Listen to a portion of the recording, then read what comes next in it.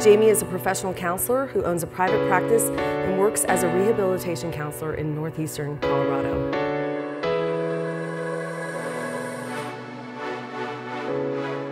Jamie Soucie is an ambitious, small-town country girl who enjoys the warmth of summer and the crisp air of fall.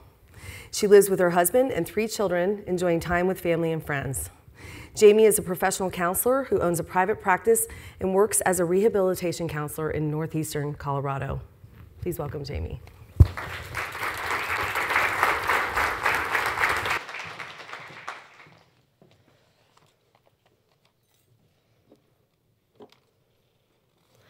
All right, so before I get started on my story, I just wanted to acknowledge some people.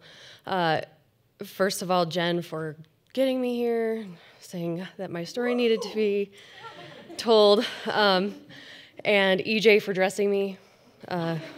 Appreciate that.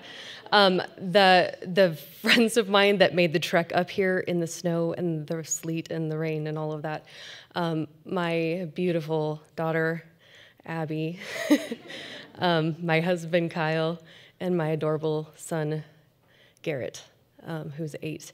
And my stepson, Gage, couldn't be here tonight, but I know he's cheering me on. So I probably won't read my story word for word just because that would be difficult, because in the moment, I really just want to speak. And so although I don't believe my story is necessarily exceptional, I do believe that it has significance. And the reason I say that is that my story has just really allowed me to connect with young girls and women on a lot of different levels, because they share pieces of the same struggle at different places.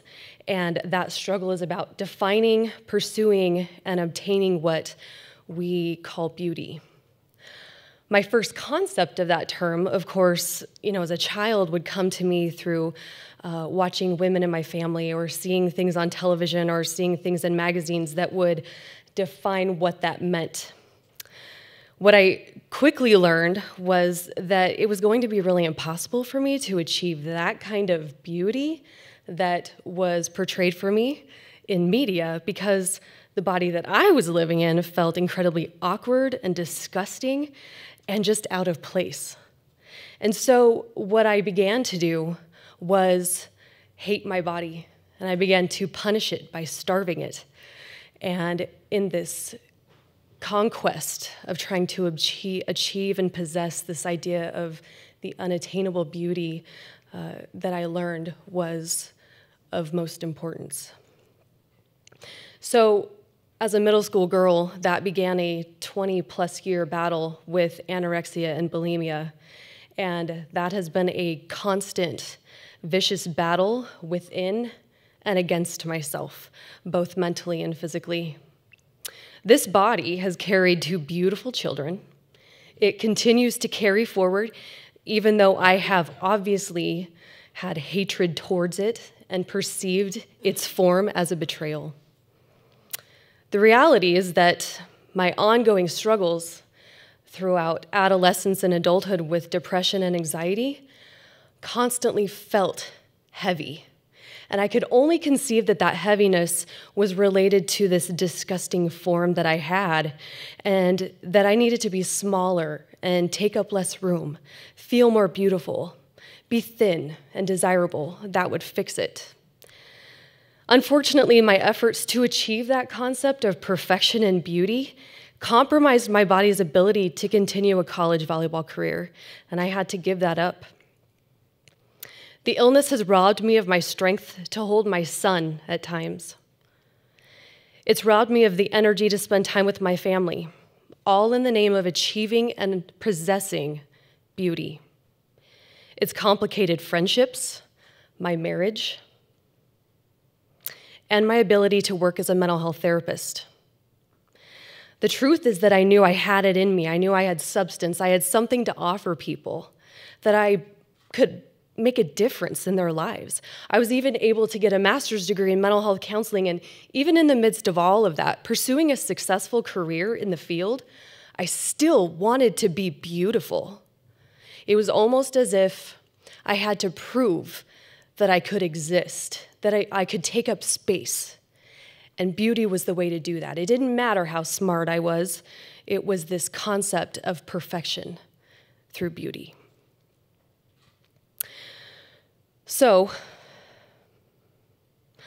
I spent hours as a mental health therapist in our middle school talking to young girls about their worth and inspired them to pursue their dreams despite the standards set for them. And yet I struggled myself with believing that I could pursue my own dreams and put away the standards that I believed had been set for me. So ultimately, last summer, I chose as a 38-year-old wife and mother to enter eating disorder treatment in Denver for 8 weeks. I left my family, my friends, and my career to spend each day fighting a battle in a war that had held me captive for decades. I knew it was an opportunity. I knew I was tired of the disorder.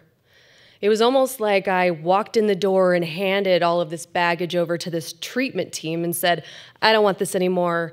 It's not working for me anymore. And I really want to be done with this. But then I found that there were so many days that I wanted to go back and take the baggage back and say, just kidding. I'm okay with having the disorder because it's what I know, it's what I can do. And there was some comfort there, even though I knew the ending would be dire. But during those 8 weeks, I was challenged to question what kind of role model I wanted to be for my 16-year-old daughter and what I wanted her to believe about beauty.